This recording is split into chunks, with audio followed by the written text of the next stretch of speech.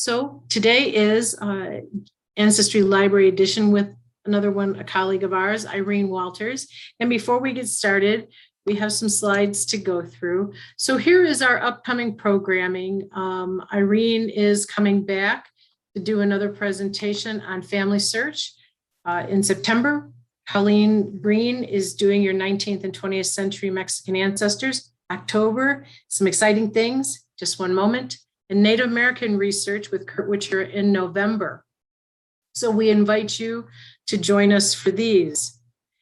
In October, which is our signature month, October is Family History Month. And as you can see, as you can see, we have a lot of things going in October. And as I mentioned, most of our presentations are on Friday at 2 o'clock, but there's a couple in October on Wednesday.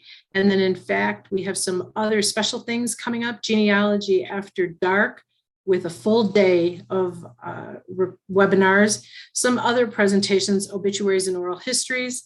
And as I mentioned before, since you're here, you do know how to register, so feel free to go ahead and look for those upcoming presentations and come on in and join us. About coming in, we are open for research. We've been open for May. It's kind of almost old hat now to say it, but some people still don't know. So you can visit us, or of course you can call us on the phone. And the times and the days that we are available is Tuesday through Saturday, 10 to 4 p.m. And our phone number is 832-393-2600.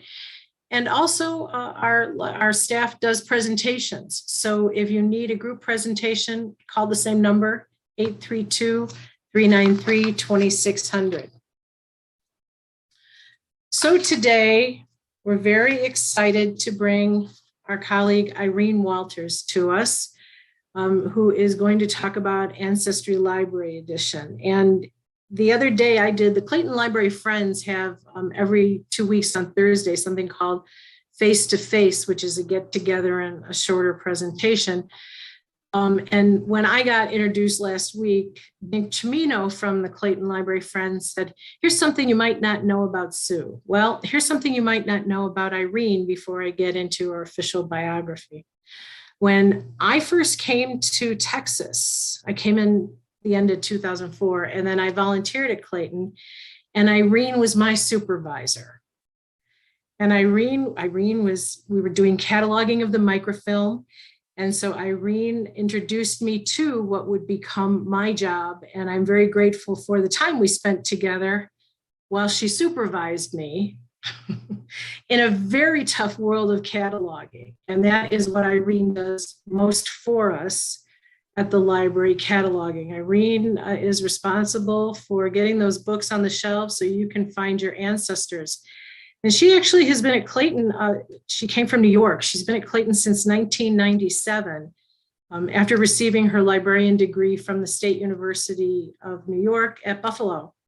And you know that if you haven't seen Irene before, she gives many, many talks to groups on various aspects. She is a sought after speaker, does a lot of topics, including computers, the internet, ancestors in the modern military, knocking down brick walls, New York, Irish research, French research. She did our French presentation a couple months ago. She started her own genealogy research as a teenager and has taken many of her lines back to France, Ireland, and most recently Germany. And her other German line and possibly early Dutch ancestors are being a little more difficult. And all of us have these brick walls. And so Irene is here today to help us maybe get past some of those brick walls, give us some hints on how to use the Ancestry Library Edition. Good afternoon, everybody. This is Irene Walters. I'm going to talk about Genealogy Online, Ancestry Library Edition. As Sue said, I'm a librarian here at Clayton. I've been here now, it'll be 24 years next month. So next year is my 25th anniversary. So right now we're just at 24. And in those 24 years in Houston, I've worked for Houston Public Library. And our mission statement now is that we link people to the world. And HPL's vision is that it is a vital member of a dynamic and diverse local, national, and global community. Well, as genealogists, we all know about diverse local, national, and global communities. So here at Clayton, our unofficial mission is to link you to the world of your ancestors. To get started using the Ancestry Library Edition, you need your Houston Public Library card, which is the MYLink card shown on the left of my screen. It is free to all Texas residents, and you can sign up online to get one. You don't have to come into one of the Houston Public Library branches. You can get one. It's a virtual one, so you don't get the pretty card that says, "This is MYLink" on it. You start at houstonlibrary.org, which is this website. You go up top to My Account and click on Get a Library Card. You can also, on the side, how do I get a library card? And then just follow the prompts. Getting into the resources themselves, Ancestry Library Edition, you also start at houstonlibrary.org. You're going to click on research because that's what you're doing. Then click on genealogy and then pick the resource you want, which is Ancestry Library Edition. If you are in the library, you click Ancestry Library Edition in library use only. And right now till the end of December, you can, if you're doing it from home, you can click on Ancestry Library Edition temporary remote access. Ancestry gave us access during COVID for you to get in from home. So it is down there on the left. It's kind of small print on this screen, but temporary remote access or in library use only. Now, Ancestry Library Edition. It is an HPL subscription database, which means the library does pay for your access to it. It's not just freely available on the internet. There is a difference between Ancestry.com and Ancestry Library Edition. Ancestry.com right now is on the left of my screen. Ancestry Library Edition's welcome page is on the right. So if you have your own Ancestry.com subscription, it's going to come in and welcome you, and it has, so you can go immediately into your family tree or explore your ethnicity. You have to go up to the top of the screen in the black bar to actually get started searching on anything. With Ancestry Library Edition, it comes right in where you can click on multiple different things to start searching, or you can also go to the top of the screen to the black bar and start searching. But first, what you want to do is think about, does Ancestry have what you need? Is Ancestry the place that you need to go to answer the genealogy question that you have burning its hole in your brain? So to do that, you check Ancestry's holdings through its card catalog, through its map, and through its special collections. And you also want to make sure that the database that you find in Ancestry, because remember, Ancestry is thousands of little databases put together to make one big database or mega genealogy site. You want to determine, is that database you find indexed thoroughly or not? So to search the card catalog, you go to the top of the screen on Ancestry, in the black line, click on the word search, and you'll get this drop-down menu. You go down to the bottom and click on card catalog. It will come up like this. I usually put my words that I'm looking for in the keyword search. And remember, what you're looking for is the database itself, not your ancestors. So don't put your ancestor's name in.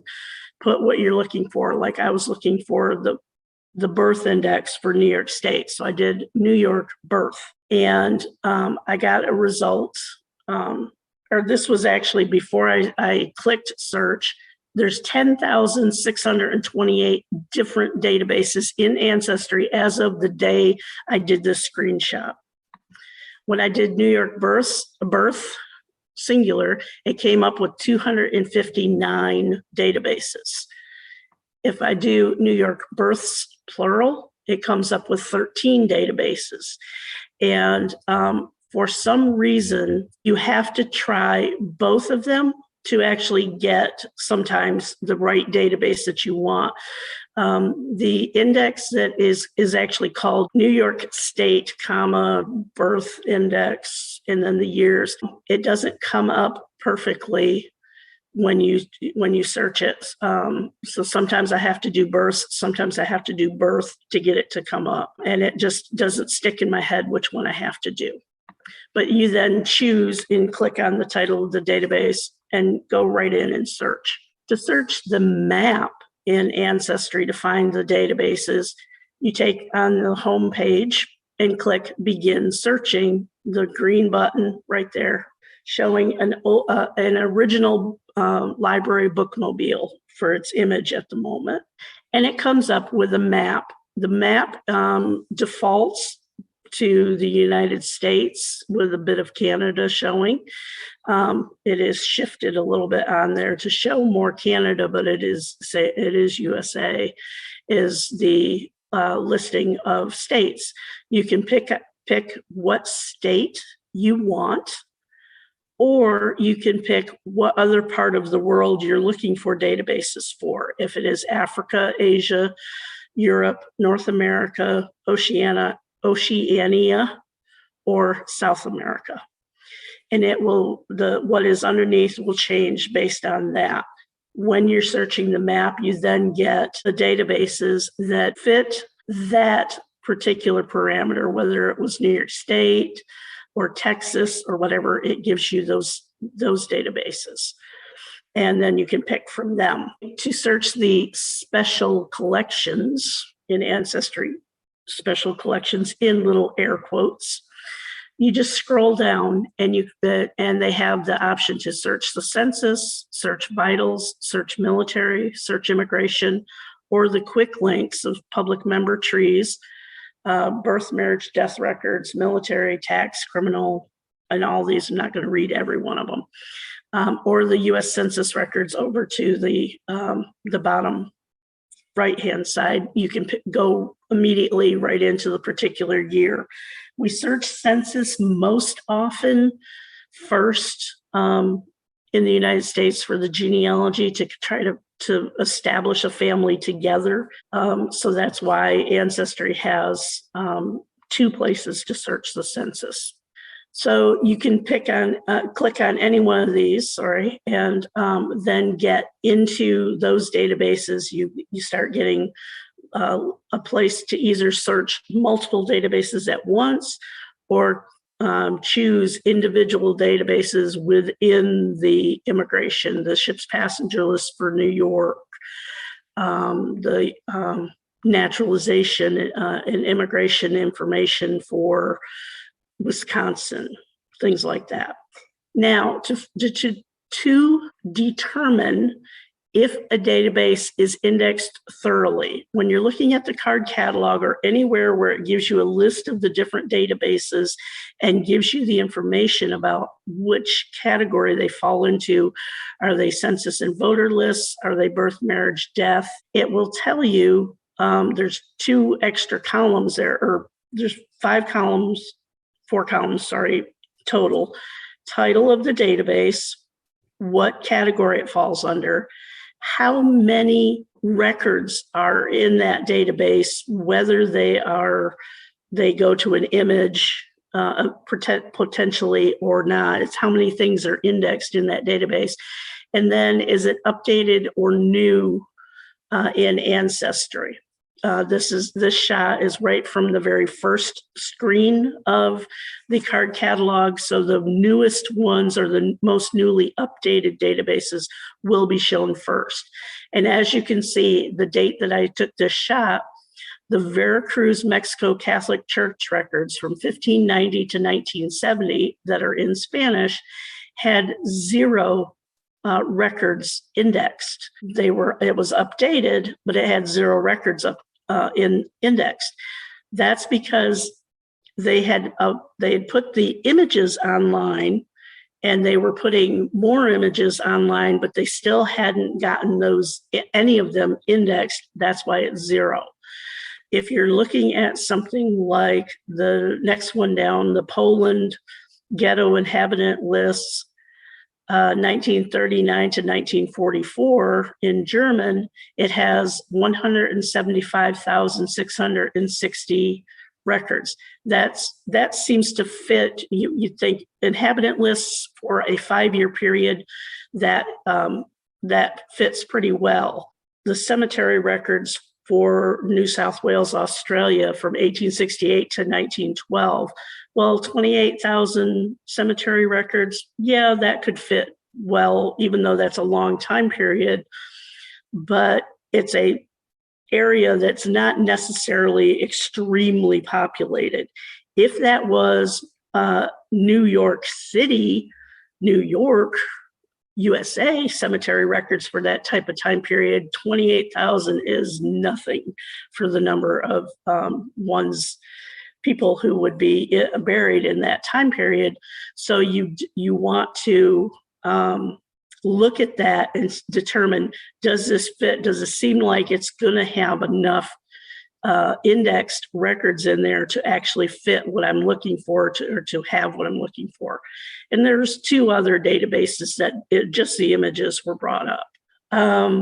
The other thing you want to do when you're in Ancestry or any database is start narrow and then expand the database and expand your search.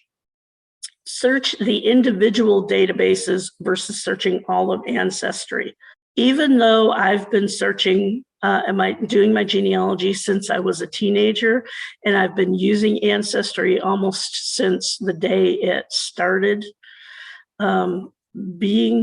existing, I still do not necessarily search the first search box in Ancestry that often. I do it occasionally. I do it when it's a down and dirty, I need a quick thing to actually test if something is working in Ancestry or not. But to actually sit down and search it, to see what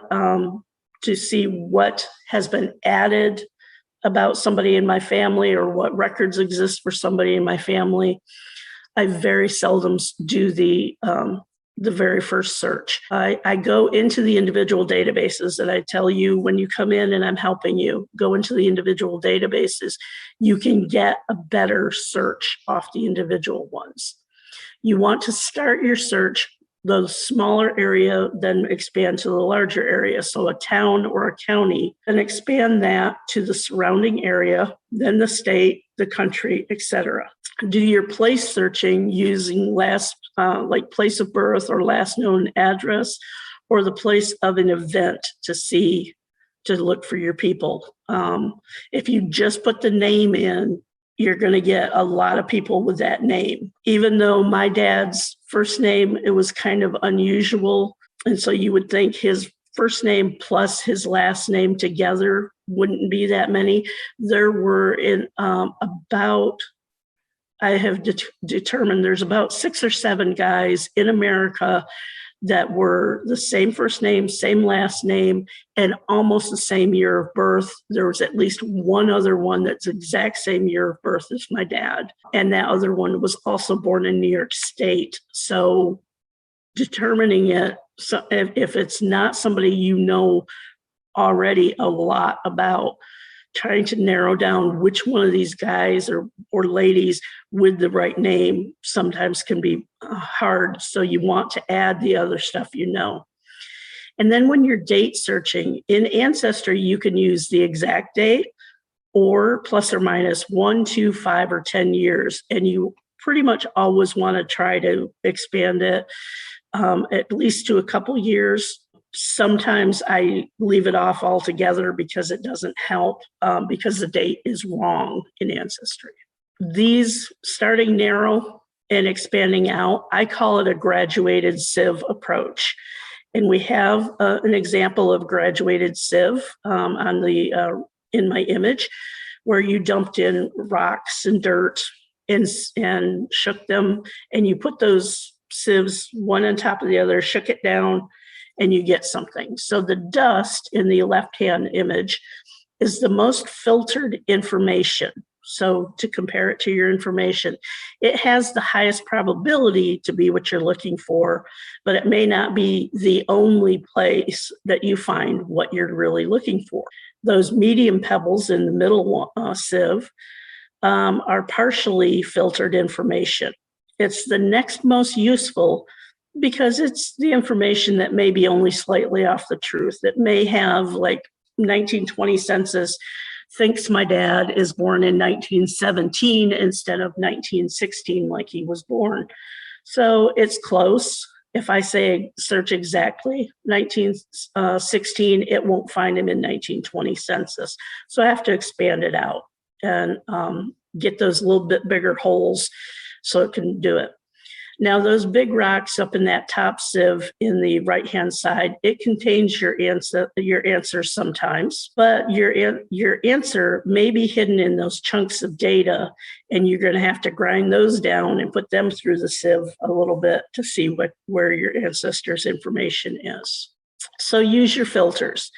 In Ancestry, your first name filter is right under the name field where you type in the name. So I typed in my dad's first name, Verl, and the little word exact with a box will actually show up, like it shows up under the last name Walters at the moment. You click on in that box and it will search exactly what you typed and either sounds like, similar, or initials. You can check any one or all three. I almost always check for first name, at least similar. Depending on the ancestor I'm looking for, I will also add initials because I have a couple of ancestors whose initials are pretty much almost always there with like my great-grandpa, William F. Walter. It almost never says Frederick. It'll say William F. For the last name, when you click the exact, it gives you exact and sounds like, similar, and SoundX. SoundX is a sound-based indexing that actually is a mathematical approach to figuring out names that sound alike or can be misconstrued for other names and indexed so then they don't come up alphabetically necessarily correct, but it's as both of these actually consider that you get the first letter of the name right, SoundX and the sounds like. Sounds like sometimes a C for a K, Carl can be spelled either way. Sounds like we'll pull them together. SoundX will not because you have to change the spelling. Other filters, the place filter, as you type it in Ancestry, where they lived, it will give you choices. You can then, once you pick one of those choices, do exact to this place. I start with that. If I don't find it, I go back and change my search to that county and adjacent counties, to that state and adjacent states, or that country. Once I hit that country, I don't use it that often unless I'm actually looking for somebody born in France who's living in America or something like that. But, and it depends, what you get in that little box will depend on what you started with.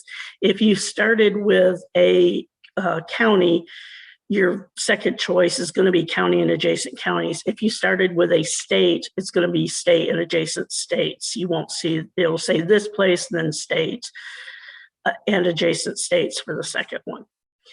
For the date filter, like I said, when you click on exact, you can pick this year or plus or minus 1, 2, 5, or 10 years. And then one of the things with Ancestry, with them having 10,000 plus databases within there, some of them have, or a lot of them have things that are not in other databases. So some of the filters depend upon which database you're in. When you're in the census, especially 1880 through 1940, you get the other family members in there as something you could search. So you could search for two siblings. You could put at the top your grandma and her sibling, her brother or something like that down as a sibling to try to find them in the same household. Or if you know grandma's father's name or mother's name, you can search it. You don't get the choices of exact and similar and sounds like and like that under the additional family members' names or additional names there. So what you want to do is search those who have the more unusual name up top and the more the name that's probably not misspelled, like mom's name is Mary. So that's probably not misspelled. Dad is William or Charles or something like that, so that you can do them versus Mary and Joseph, who actually have a daughter, Callista. You don't want to try to put Callista down as one of their children because Callista is going to be spelt wrong quite often. But Mary and Joseph with Callista as the person up top you search, you can find it a little more often. Passenger lists, you can actually search usually the departure place. It's usually the country, not necessarily the city. The origin of the person, that would also usually almost always is the country, and the destination that you can usually put the city if they were going into New York, New Orleans, or Galveston. You can also search the ship's name. Some of them you can search occupation. Not every ship's list has an occupation listed for every person, so sometimes that does not help. Now, the other thing in Ancestry that you may not have ever seen or ever tried is using truncation and wildcard characters. So to truncate is you need to use at least the first three letters and then add an asterisk. So it is not supposed to work if I was trying to do Walters and did W asterisk or WA asterisk. So I have to do WAL asterisk. When I do that, it will search Walter, Walters, Wallace. It'll pull all those up. Truncation is that asterisk means any number of letters after this spot or any number of things. It could even find somebody who's been put in the index as WAL, then the number 4. If the indexer accidentally hit the 4 instead of a letter. On the second line there, the asterisk is going to replace one or more letters. It is not supposed to be used for the first 3 letters. So this is as a wild card using the asterisk in the second choice. So but you can use it more than once. So my example, COR asterisk, IN asterisk E, my grandma's name was Corinne, and there's always been debate in the family, is it 2 R's or 2 N's, one of one, 2 of the other, which way do we go? 2 of both. So if I put the asterisk in for the second R and for the second N, it will, it should pull up all variations of Corinne that have the other letters right. Now, a question mark as a wildcard character only replaces one letter. You can use it for any letter, but not the first one, though my example is Elizabeth with ELI question mark, Abeth. So is it an S or a Z?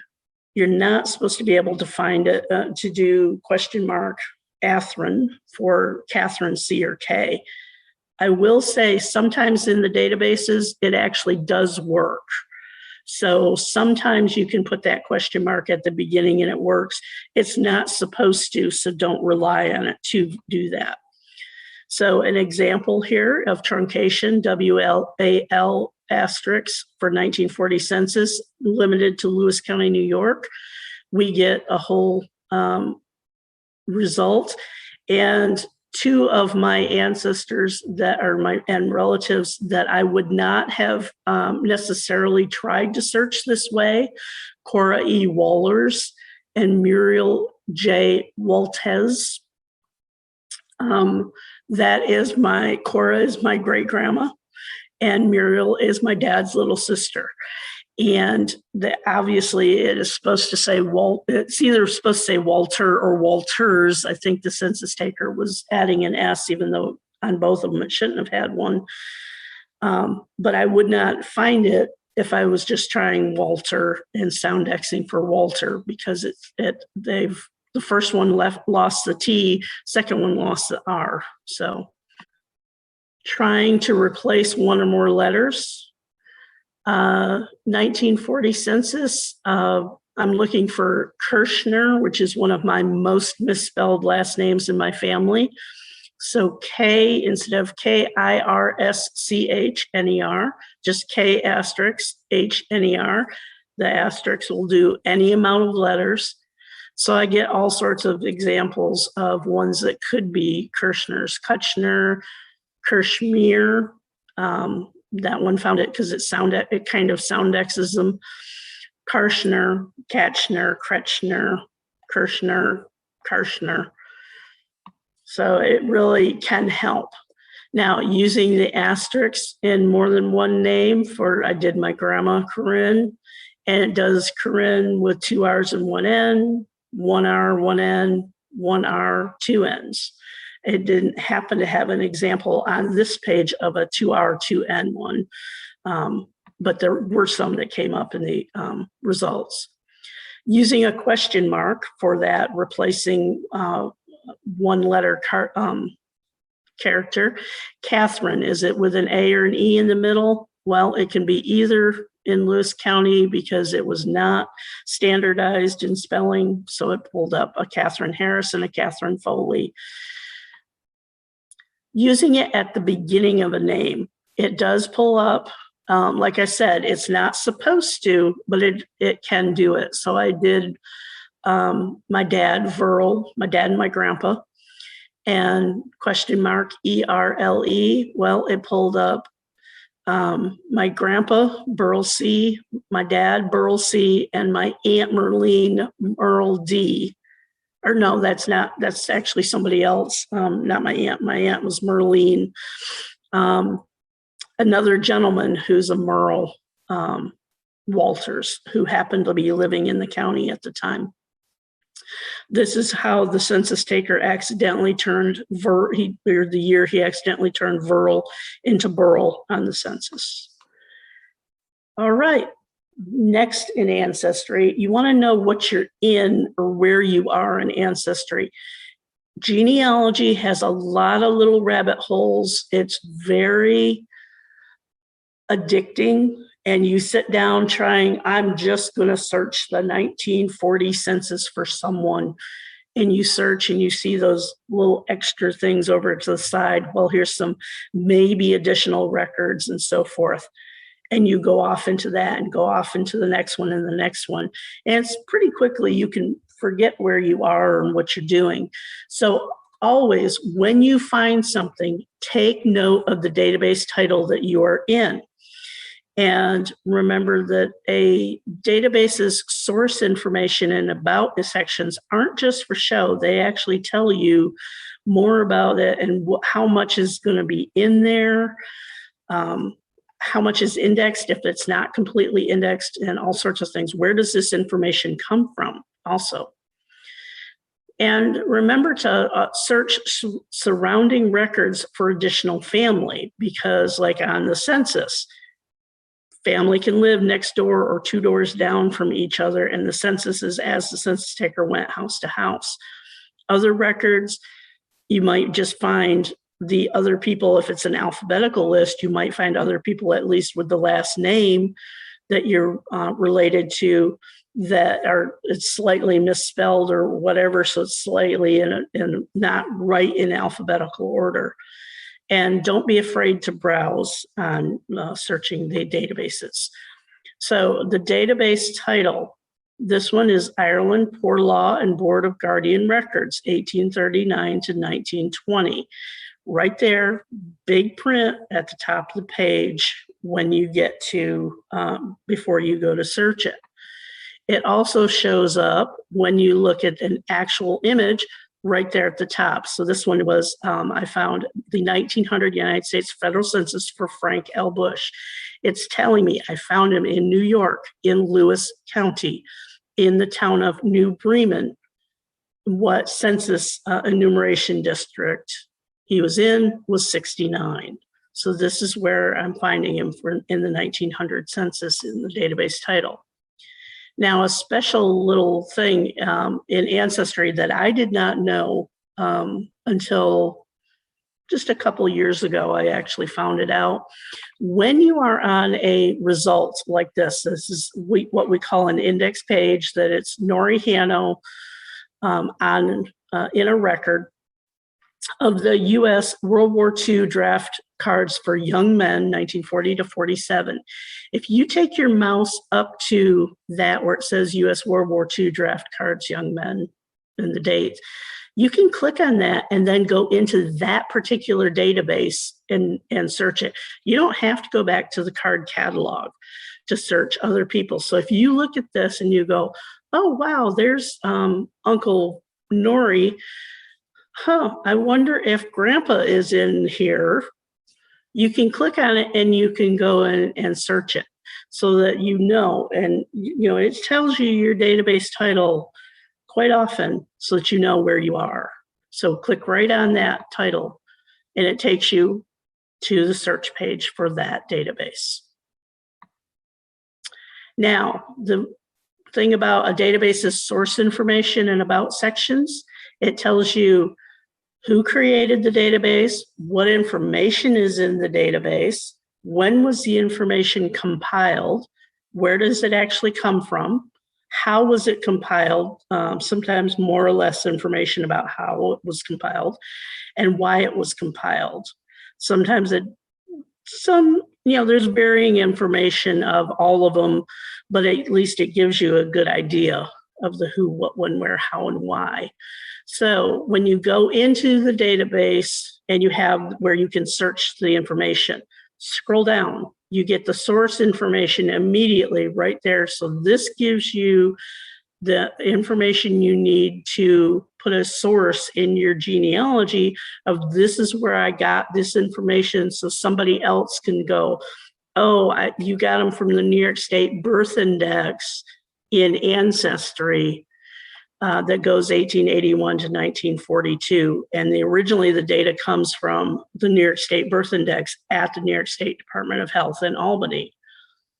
Scroll a little farther down and you get the about information. So about the New York State Birth Index and what it's going to give you. And as it shows there, it's not going to give you who the parents are in the birth index. It's just going to give you the name, birth date, birthplace, gender, state, and the state certificate number. In this index, if I was talking about the Texas State Birth Index, that one does give you parents' names depending on what years of the index you're looking at. And surrounding records being related. So I have a 1900 census record for Frank Bush, and I have a family highlighted at the bottom. Don't worry, here they are, a little brighter, Frank Bush.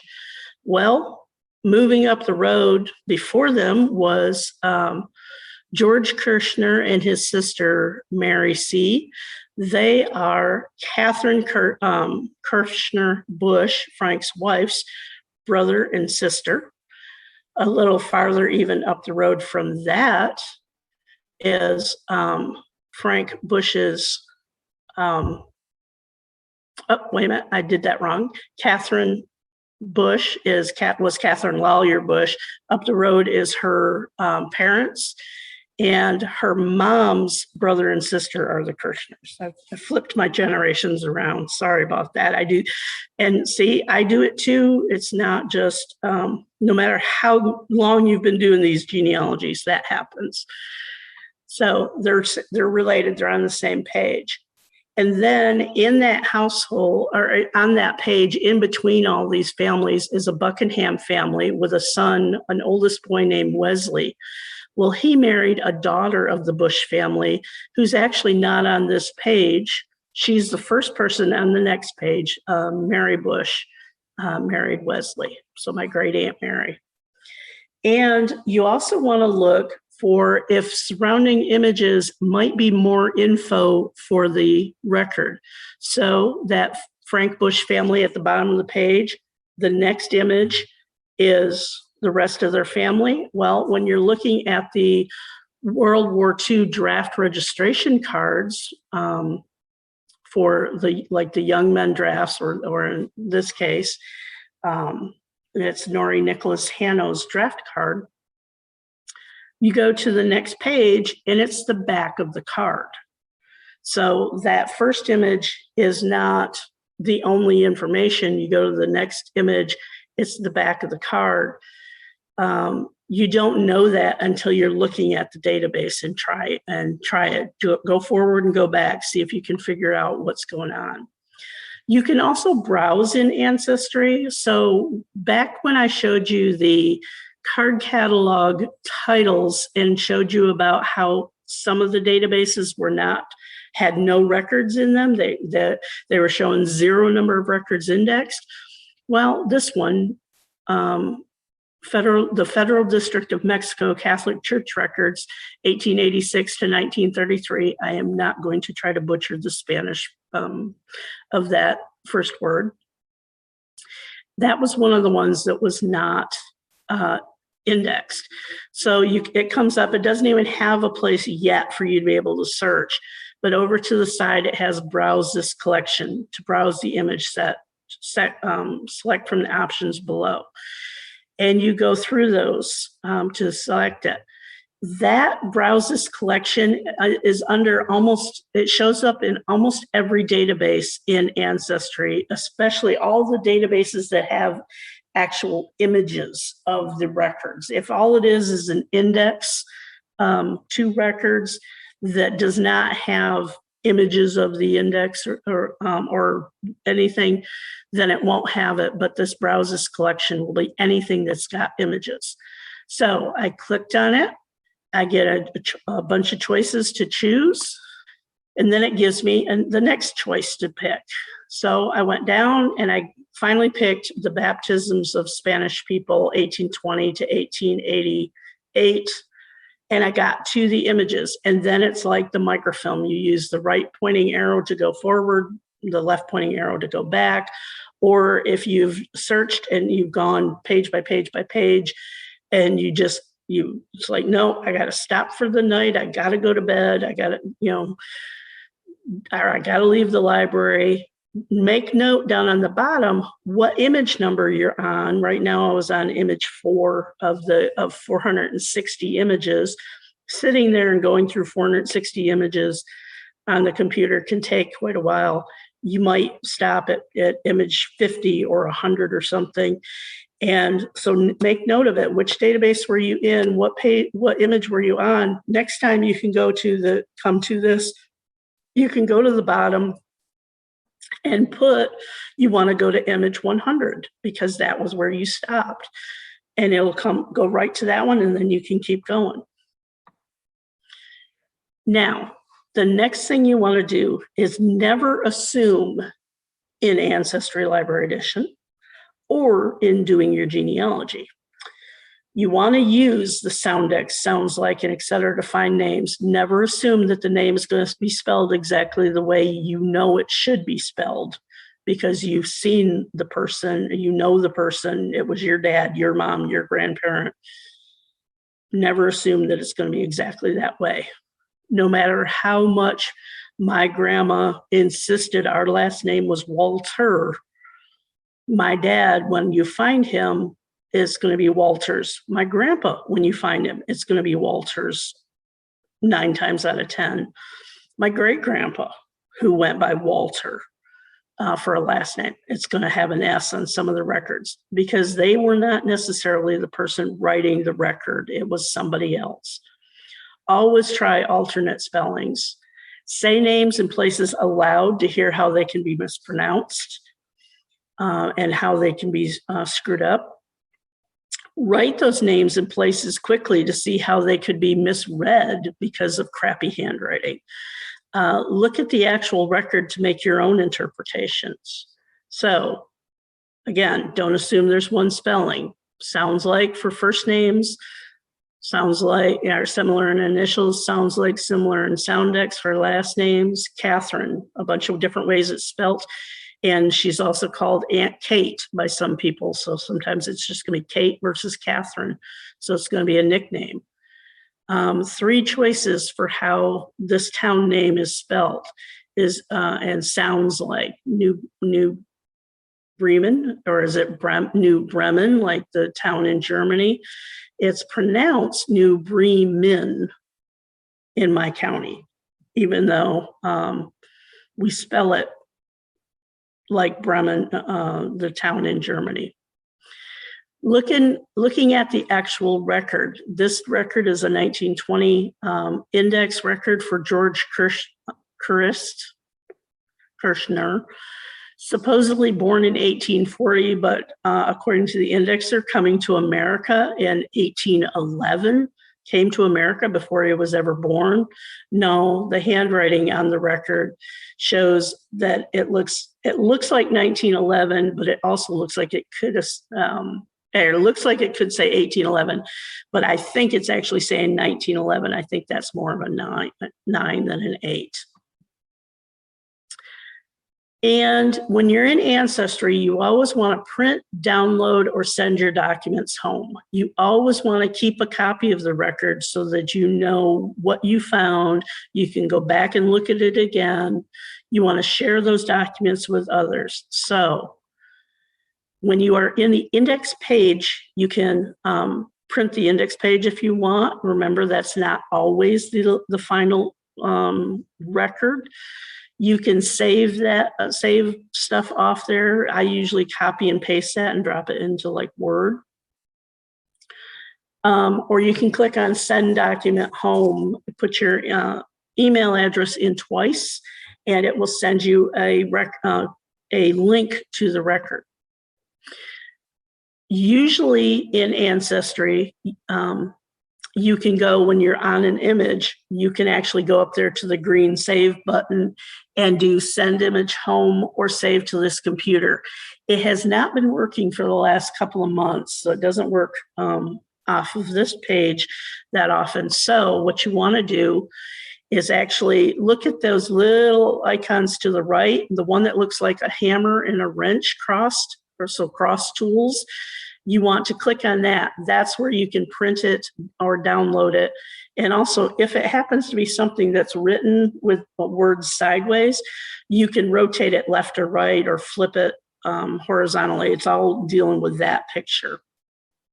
The reporting problems within Ancestry Library Edition doesn't seem to work, but if you're on an Ancestry.com subscription, you can report problems with an image that, hey, somehow this image is fuzzy or won't load right or something. So that is Ancestry Library Edition.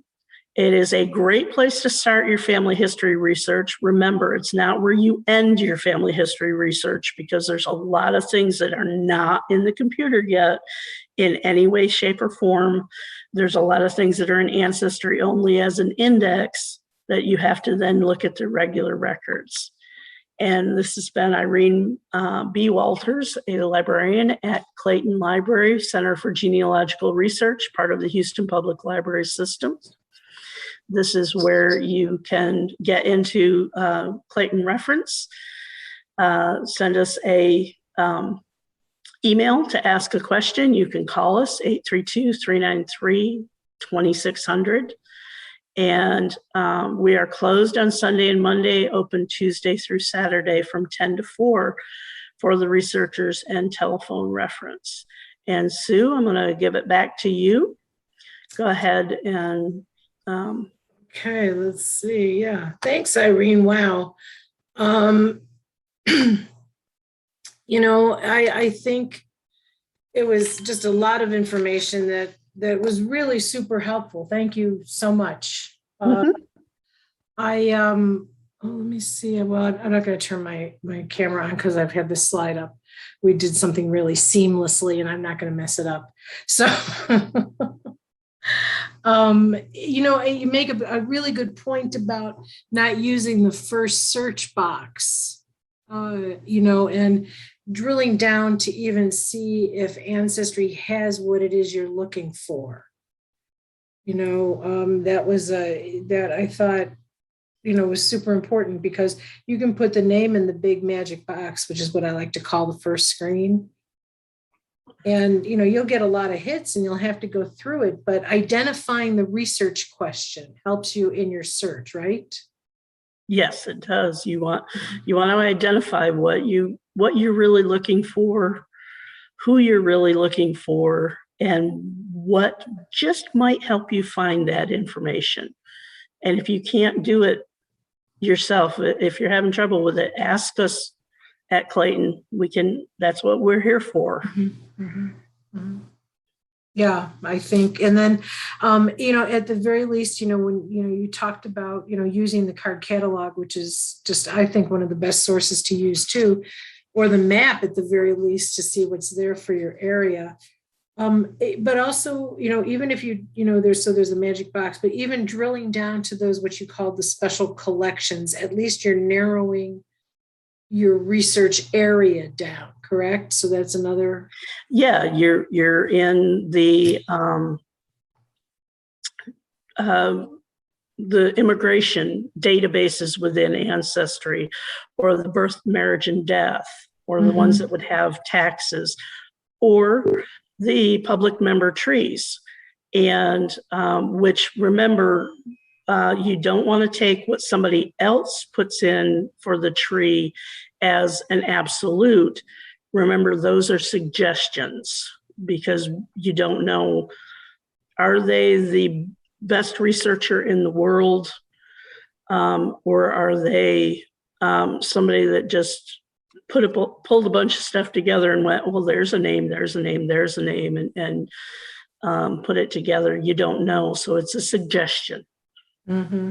Mm-hmm.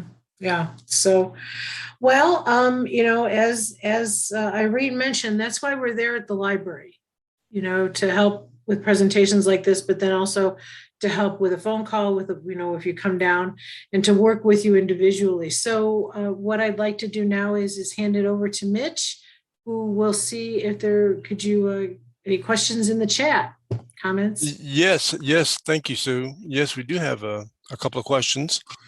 The first question comes from Ryan, and Ryan asks, can you link historical records from Ancestry Library Edition to personal Ancestry.com accounts? Ryan says it sounds like the two are completely separate. They are in terms of linking them, because when you're on the library's Ancestry Library Edition subscription, it has no place to put those records. If you're in an Ancestry.com subscription, then of course you have your tree to be able to put the records in. When you are looking at the two, if you have a subscription to Ancestry.com, depending on which subscription you have, if you have the full world subscription, let's say, you have everything the Ancestry Library Edition has, plus a little bit more, because there are a few databases that Ancestry is not, the way they paid for the databases or paid for access to the databases does not allow them to also give it to in the library edition, because that same information is available to libraries in another way. And the main way I'm going to say it is the Gale database that is for the Passenger and Immigration List Index, or the Philby books. The libraries can pay for Philby books and have them. Ancestry has it on the Ancestry.com subscription, but they can't do it and put it in the Ancestry Library Edition. Because libraries can pay for that themselves. Now, we don't know exactly what other databases are that way, but within Ancestry, that's the only one we know, that I know off the top of my head, that you can't get in Ancestry Library Edition, but you can get in an Ancestry.com. Now, if you have just a US subscription to Ancestry.com, you can find these records in Ancestry Library Edition, download them, send the document home, and then you can, through the sending the document home and going home and starting up your Ancestry.com subscription, you then may be able to link them. I haven't tried that yet. I'll have to try that in my own, because I now have an Ancestry.com subscription. But I have not tried linking it that way. And when I will say, though, when I get around to doing the Fold 3 presentation, that we're not sure what month I'll be doing one on Fold 3, you can link from Fold 3 into your Ancestry.com. The library's Fold 3 into your Ancestry.com. So that's a little teaser for someday. One of these days, we'll get to that. Cool. Can't wait for that. That sounds good. So let me ask you this. Got a question from Deborah. Deborah says, I am finding a large amount of erroneous data under one name that affects many records. She goes ahead and she names a name and asks, how do you go about correcting it? So Irene, is there a way in Ancestry Library Edition that you can like submit corrections? Yes, well, not in the Ancestry Library Edition. It's more of the report problems is where you can do it to correct if an image is not showing up right and like that, if somehow the index is linking you to the wrong image or something.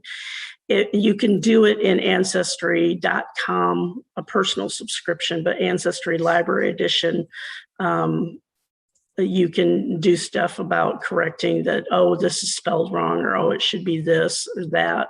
It doesn't, they don't do that or give you that much access in Ancestry Library Edition for correcting stuff like that. So unfortunately, that's one of those instances where you need your personal subscription. Okay. And the last question I have, I guess can go to either you, Irene, or you, Sue. It's from Jack T asking asking where this presentation can be watched. He says it is being recorded, which is right. Yes, we are recording it. And yes. He's asking where is it going to be visible? Well, the library has an HPL YouTube page, where it will be visible after a while. It's going to go through the editing process, and then it goes through the library organization process. So if you do go to YouTube and you sign up to subscribe to the Houston Public Library YouTube page, you'll get a notification. But then there are some that exist there already in the History Research Center component. Is that it, Irene, in that component? Yes, History Research Center component. Yes. So that it'll show ones from us, ones from the Houston Metropolitan Research Center, or HMRC downtown, and the African American Library at the Gregory School. Anything that's been recorded by any of the three of us and put onto the HPL YouTube channel will come up under History Research Center. So there's some there. There's some still in production they've been recorded, but they haven't been cleaned up so that you can hear them and the other editing, whatever editing we need to do to it and put on. When we edit, we're not dropping information from it. It's just cleaning up a little bit from the beginning and end, and a little bit sometimes in the middle if we can. If something was happening slow, it slowed down or something like that. So they're available. And I would like to, and to highlight this team here, Mitch is our producer who is on the technical side of doing that. So Mitch, did you have anything else to add to the process? No, it's still a little bit fluid right now, but we are getting some processes in place to where we can turn these around a lot faster. It does still have to go from us into the library, the main library system, where it has to be approved. And so at that point, it's out of our hands, but we're getting it out as quickly as possible. We appreciate the interest by all means. And so are there any other questions, Mitch? Yes, I did have another one come up from Good. Deborah. Deborah asking, is there currently an end date to the Ancestry temporary remote access version? The last day of December 2021. So right now, what they have told us is the last day of December. Now, as we get closer to December, and if things are still going on with COVID and lockdowns or anything like that, and Ancestry moves it out, they'll tell us. Usually what they've told us so far this past year is at least a month out. So within November, we would know usually if it gets pushed out any farther. So, but right now it's the last day of 2021. Okay. Now I may have missed this. I'm sorry if I'm bringing up something that you did talk about. That's but okay. Is the library edition, the Ancestry Library Edition, does it provide any records from Great Britain? Yes, there's quite a few, because the Ancestry Library Edition is actually a world subscription. So it's that high level that you can get off the Ancestry.com one, the one that you have to pay the most for.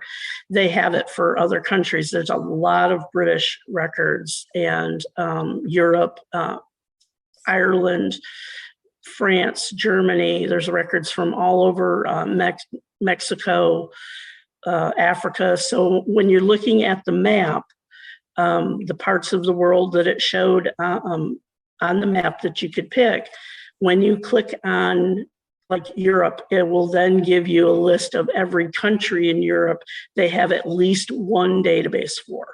So you can then pick. And sometimes England, Ireland, Scotland, Wales, sometimes the British Isles is under Europe. Sometimes it's under Great Britain on there, because they've changed that back and forth a couple of times on Ancestry. So today I don't remember exactly which one it's under. Okay, but you're getting the World Explorer version, just without the access to your accounts. Well, that's nice. No, that sounds like a really good deal. That's all I have. I don't have any other questions. I guess I'll hand it off to you, Sue. Well, thanks, Mitch. And yeah, it sounds like a really good deal considering a library card is free. And so exactly. So you can get your library card at houstonlibrary.org. Anyone in Texas can get a free library card. You don't need to live in Houston. And if you live outside of Texas, you still can get a card. I think it's $20 for 6 months and $40 for a year. And Irene is available at the library. So by all means, come down and see her if you can, or if you can't, give her a call at 832-393-2600. All of us can help you. Irene is there too. So thank you all for joining us today for Clayton Library Presents. Thank you very much.